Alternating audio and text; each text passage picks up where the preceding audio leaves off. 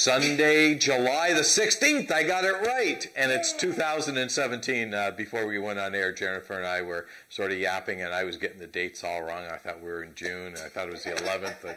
I didn't know anything. But hopefully, between Jennifer and I, we've got some winners for you today. Right, Jen? Oh, I'm ready. I think I have all the winners. Except the only problem is that there's a chance of rain, so I'm a little worried about some of my picks in the mud later on. I like confident women. I think I've got all the winners, yes. All right, okay. Let's start it right off. Race number 1, a speed index race for 3-year-olds and up. Average speed index of 85 and under. We've got a field of 5 in here, and I hope you'll pick a horse that you don't like the name. I picked the horse that they don't like my name, yes. 7-year-old mare. You know what? She went 3rd time out last year. This is her 3rd start off the layoff.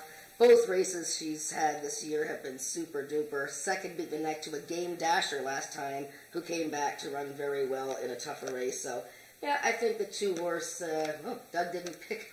Yeah, like, well, Doug, I don't know where you are or you can hear us, but what is that, okay? How do you not like, they don't like my name? I mean, you want to talk about a consistent horse. I mean, consistency, but Doug's a sharp guy. He might know something we don't know. Well, certainly she's going to be very low odds, and then I'm sure Doug maybe is looking to the fact she's already 8 to 5 in the morning line, so we're not going to get great value. What we're going to be looking for is the exactor horse. Maybe he's a Tony Phillips fan, and he decided Tony Phillips is going to make a difference on Shake Some Sugar. Yeah, it's possible. The horse was even money last time and was pulled up, so I don't know. Something went amiss there. We'll see what happens today. Race number 2, starter allowance race. These are 3-year-olds and up, which have started for a claiming price of $7,000 or less since July 1st, 2015. We do have a scratch in there. The 3-horse Dashing Sugarman has been scratched. We're down to a field of 5. Jennifer, who do you like in here? Well, I think Chelsey, Willick, and the Tavares family are going to be annoyed with me because I went right back with them for the double here. I picked Lookin to be iconic. Now, the one thing about her is that last time when she raced, she was very, very sweaty. I think she gets like that every time, but I wouldn't mind looking at her. But look at those 2 races she's run this year. Great races, 15 to 1. We're not getting 15 to 1 this time. Arctic Fame just beat her. He's like won 4 races and 4 starts. I think it's between Lookin to be iconic and Channel Islands Flyer. What do you think? Well, Channel Island Flyer, he likes to run second. I mean, 54 starts, 20 seconds. I mean, that kind of stands out like a sore thumb. But, Jennifer made a really good point. If you're a serious horse handicapper, you have to take notes on horses. And she noticed that this horse didn't look all that great in the past, looking to be iconic. Was a little sweaty. That's important. You want to see a horse come over calm and cool, and if they're a little sweaty, make a note of it, because next time when they do come over and they're not sweaty, I guarantee you they're going to run much better. So that's a very, very good point you made, Jennifer. Thank you. Well, it's good to watch horses from, these horses run every 2 weeks or so. Right. You can get to know them and, sure. Follow how they're doing. One day they might have a bad day and they get all upset for whatever reason. The next day they woke up on the right side of the stall. Absolutely, and you can even go by first name with them if you know them real well. Yeah.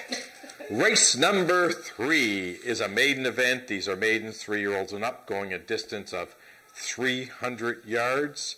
And I don't know about you, but I went with a first-time starter in here. Who'd you go with? Well, I'm thinking the first-time starter is going to get a lot of play here. One Kool Korona, number 4. And why would that be, do you think? Well, first of all, this filly is a half-sister to One Cool Wave, who was champion 2-year-old, won a bazillion races, and, just a tremendous pedigree on this horse. Then she had a workout on June 28th, fastest of 22 from the gate for 250 yards. She was working last year. I looked up work. She had works out last year, August and June, and very good work. So obviously something happened that she had to be sidelined. She's ready to go. Boy, I picked the 4. Yeah, I don't think it's an overly stellar field. The 1 looks like a horse to beat, but the horse has had 9 chances. So, I don't get crazy about horses that have had 9 chances and haven't broken their maiden yet. So I just threw the horse out completely, plus the fact that the horse has got the 1 hole. And, you know, I'm not crazy about the one hole, so I took a shot on a first-time starter. The other horse that intrigued me a bit was the 6-horse Stole My Vino. And I know we talk about it all the time, about vino and wine, because we're both a bunch of winos. But, you know, Josh Scott takes over the reins on this horse. I'm not really sure what that's all about. But if Josh can help this horse a little bit, this horse can run well in here. So that's why I do like the 6 as well. I think that's a horse that might be a bit of a price in here. Actually, I didn't pick him in the top 3, but I did note the fact that I think the shorter distance, 300 yards, helps that horse today. Stole My Vino, just by his last 2 races. Like, he was leading last time until very late, so yeah, he's definitely a contender in there. Okay, the 4th race is a maiden race, but it's part of the QROI overnight series, so going for a purse of $27,000. That's a lot of money for these maidens, and we got a field of 9 in here, so I'm kind of interested to see who you're going with. Yeah, this is a terrific race. 27,000. Boy, I wish I had a quarter horse right now. The maiden quarter horse, 27,000. So many horses to choose from in here. I went to Iconic Shift, number 5. He hasn't run this year, and that's a bit of a worry to me, but you know what? He showed some ability, especially in his last start in September. It was a futurity trial event, running against horses like Denali Teleroff. That workout on July 5th, fastest of 19, that was really fast. I was looking up the times. It was fastest by like quite a long margin, so I'm sort of leaning towards him. I like Corona's Chrome, number 4. He got off to a really slow start last time and really came flying, and that was the Maiden Challenge Stakes race, so, and Brian Bell's back riding, so 5 and 4. Yeah, you know, this is a real tough race. There's a lot of tricky things going on here. The 6-horse, who I went with first, Shear, you know, has had 2 starts, not bad starts. Tony Phillips retains the mount. I'm a big Bryn Robertson fan. I mean, the guy has had 14 starts this year, 8 wins. So how can you not be a fan, especially with, well, he's got, I shouldn't say that. You know, he's good with young horses, but he's good with older horses, too. He's got the best older horses that he trains. So, and he's got a couple of juveniles that have done well. So he's had a really good year, good horseman.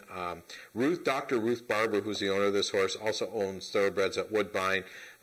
She does a real good job raising these horses. She bought this horse in Oklahoma. I don't know how much she paid for the horse, but hopefully you can get a return in here. Corona's Chrome is my second choice in here. You're right. The horse didn't get a great trip last time. Makes his 3rd start at Ajax. The start before the horse was really good. Got beat to a horse called One Dashing Rose. I think a repeat of that effort will make it really, really tough in here. And how do you pronounce the 9? Bolinga? Bolinga, yeah. Bolinga. Flew through the stretch last Yeah, time. Jeff MacLaren, who came up with the price not too long ago, and I think it was for Carol McIntyre, if I'm not sure. You know, he's got the mound on this one, and Jeff's been around for a long time, and he's got a good post. The horse shows a decent race first time out, and it's going for all the money today. So very interesting race. Those are our selections in the 4th. We're going to take it over to Jackie, who's in the paddock area with, I believe, Lynn Farrell. Are you there with Lynn? Hey everyone, I am here in the barn with Lynn Farrell. How are you today? I'm good, thank you. All right. Now Lynn, how long have you been in quarter horses? Probably since I was about 13, so we're talking about 40 years. Wow, that's a long time. A long time. Now, you've bred some top horses, including current runners. You've got Arctic Fame, who's 4-for-4 this year. You also have Dynalicious. She's a contender in the maturity. Now, there's also Raise the Debt. You have a really neat story about Raise the Debt. Can you tell us more? Raise the Debt we bred, and he ran as a 2, 3, and 4-year-old here. Don Reed trained him for my husband at the time, and he was just an outstanding racehorse. He was a natural athlete. He then went on to be a barrel horse and set arena records and all over the place. And then he actually retired and came back to the racetrack, and now he ponies at the racetrack, some racehorses on workday and such. So he's come full circle back. Right, so everyone should keep an eye on Raise the Debt. Everybody should keep an eye on Raise the Debt. All right, thank you so much, Lynn. Good luck in today's races. Thank you so much. And we will be back with Nick and Jen after the break. Horse racing, very thrilling. Horse racing, the speed, be as one with the animal, nothing on earth, on the planet like it. Back in the summer of '69, Ajax Downs opened its doors. It all started when the Peacock family, already big into horse racing, felt a racetrack was the perfect recreational use of their property, especially since Sunday activities in the area were limited. Barn? Many remember Peacock Downs and its old J-track. The track was J-shaped and uniquely curved to the right, the opposite way of the other North American tracks. They trained all the horses to turn right, not left, to avoid the highway, and it worked this way for 30 years. In 2009, Peacock Downs became Ajax Downs, and a state-of-the-art 6-furlong oval racetrack was constructed. With about half a century of established horse racing history, Ajax Downs offers world-class racing with horse speeds of 45 miles an hour. It offers slots, dining, and live entertainment, and is still the best activity to take part in on a Sunday afternoon.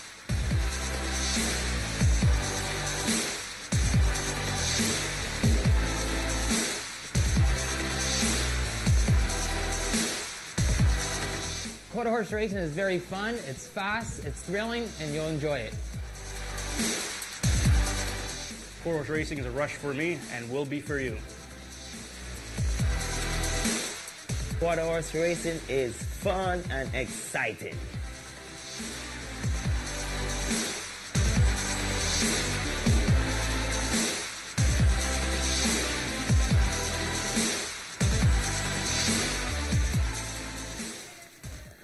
Okay, the last 3 races on today's card. We have an allowance race, and then we have 2 stake races. The 5th race is an allowance race for 3-year-olds and up, which have never won 2 races. $16,000 the purse, 350 yards the distance, and a very competitive 9-horse field, Jennifer. Yes, actually, I have quite a few notes on this race. I looked up all the replays of their latest races and had lots of things to write about. And then I think I landed on who the horse will probably be the favorite anyways. Maryland Magic, number 3. This is a black colt that came in that Milena Quishan bought from the States. And he won a trial for the maiden challenge. And then he just got going a little bit too late. Like, he just wasn't quite as sharp last time in the final and just missed catching up to Mrs. First Lady. So he's got extra distance now, 20 more yards. Yeah, I think he's the horse to beat, Maryland Magic.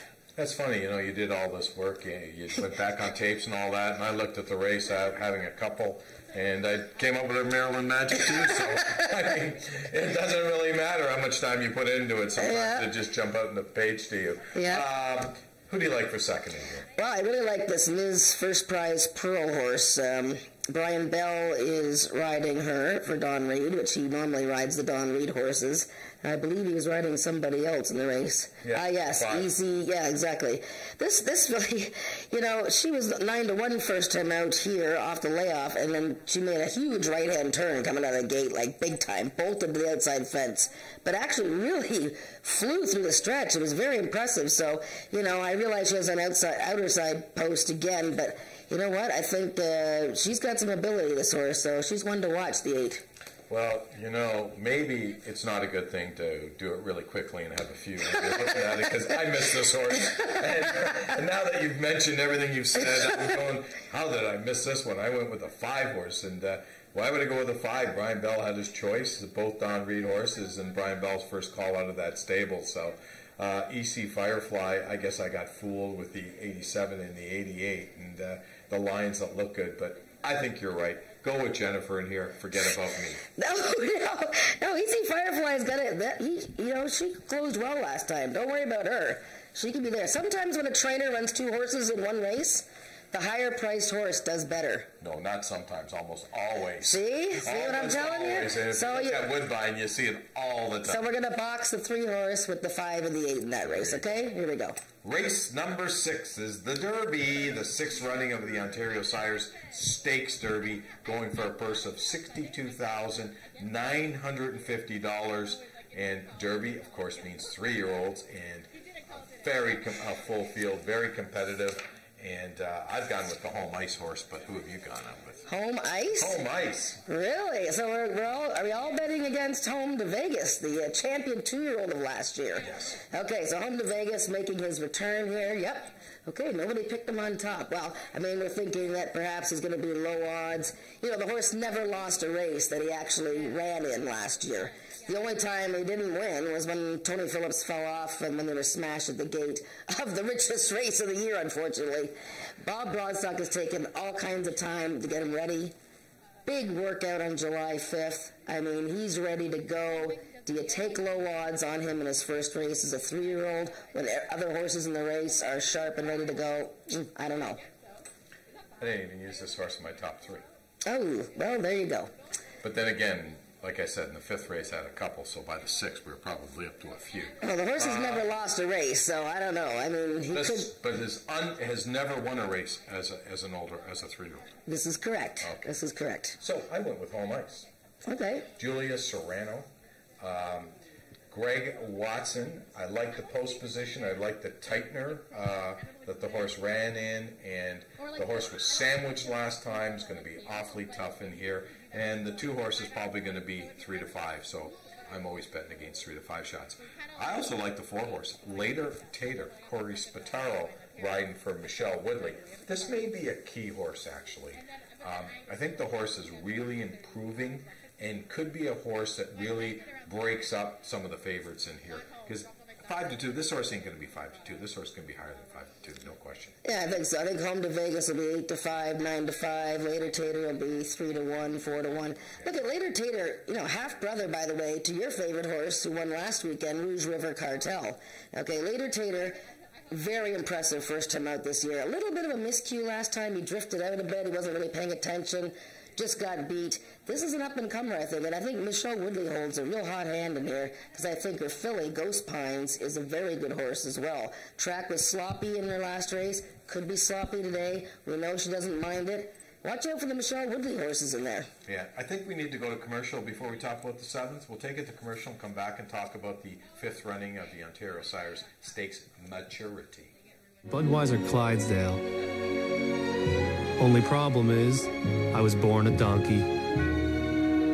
So all my life, I practiced the Clydesdale walk and the Clydesdale pull. I even tried hair extensions on my lower legs. And then came my big interview. They looked me in the eye and said, "What makes you think you can be a Clydesdale, son?" And what was my answer?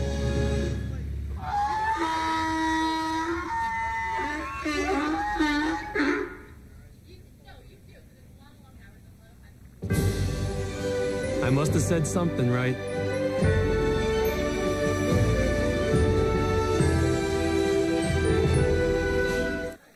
Race number 7 is the maturity, going for a purse of $59,750. Jen, I'll jump to you. Who do we like in here? Well, I changed my mind about 4 times here, and I narrowed it down to 5 horses. I finally picked number 3, Albert. He won the slightly faster trial for this race. Comes from the, crazy hot Scott Reed, Cassandra Jeschke combo. I mean, 45% Scott Reed this year. Look at Albert is undefeated in 2 starts. He likes a wet track. He's 2 for 2 at the distance. Like, he is just an up-and-coming horse. I think he's got a really big chance in here. I really like a long shot in here, though. Number 7, Cruising the Arctic. He won this race 2 years ago, this old horse. He ran a You were going to say this old something else. No, I wasn't going to say, something like that. But anyways. Whatever. But anyways, he ran so well. And look at his last running line. Just ignore the comment there, dueled all the way. He did not duel all the way, okay? He came from miles behind and flew late. I mean, he absolutely ran a super race behind the other trial winner, Isa Speedy Simon. This is a good race. I don't mind Ice Fishing or Dynalicious, the girls in here, but I've went with Albert and Cruising the Arctic. Wow. What do you think of that? Not much. Whoa! The 8, Alakazam, Greg Watson, and Ice Fishing Greg Watson. I'm going to say something about Greg Watson. He's having a horrible year. Let's call it spade a spade. He's 3 for 23. He's a heck of a trainer. He's got to get out of this funk. He's too good of a trainer to be doing this poorly. So he's going to turn it around today in the big money events. 8-6 are my selections in race number 7. We're going to take it up to Frank for today's changes on our card of racing.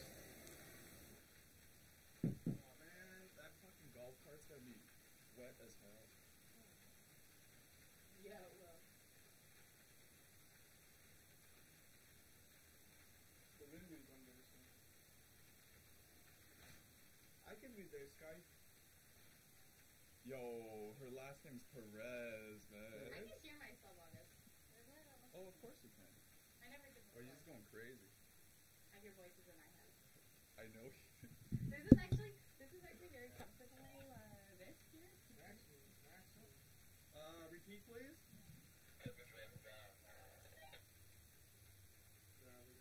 Some with drugs. Turn the drugs down. You don't do drugs. You keep it clean. Oh, okay. Hey man, there's no hope with jokes. Turn what up? We are taking Dashin. I'm not playing with you guys no more.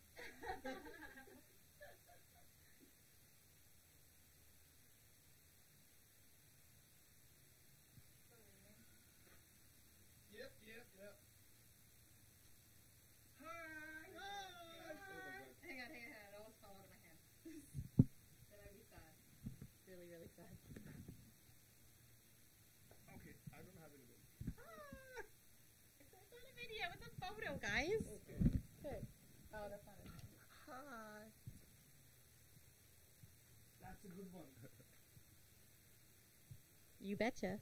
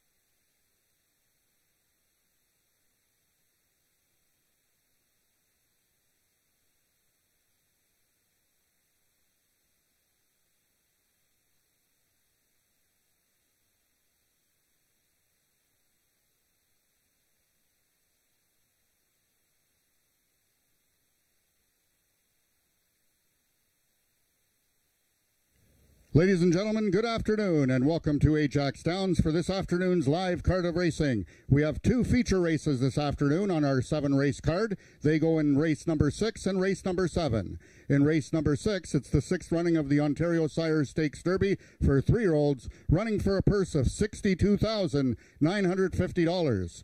And in the 7th and final race of the afternoon, it's the 5th running of the Ontario Sires Stakes Maturity, also for 4-year-olds and upward, running for a purse of $59,750. So a great card of racing here at Ajax. If you can turn to your programs to race number 1, here are the changes on this afternoon's live card of racing.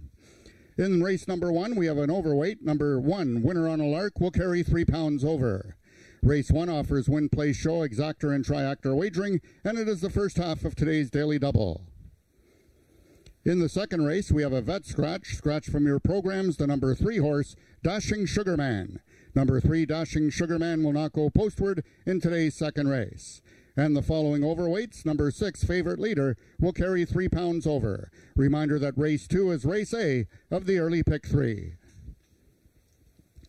In this afternoon's third race, just the following overweights, number 1, Fearlesslee, 5 pounds over. And number 4, One Cool Korona, 4 pounds over. In the 4th race, the following overweights. Number 2, Norse carries 5 pounds over. Number 4, Corona's Chrome, 4 pounds over. Number 8, Dashing Out of Vegas, 3 pounds over. And number 9, Bolinga, 2 pounds over. Race 4 is Race A of this afternoon's Pick 4. In the 5th race, just the following overweights. Number 1, Steel Patriot, 5 pounds over. Number 4, Uno Mas Senior Seabolt, 3 pounds over. And number 8, Ms. First Prize Pearl, 4 pounds over. Race 5 begins our Race A of our late Pick 3. The 6th race, that's the 6th running of the Ontario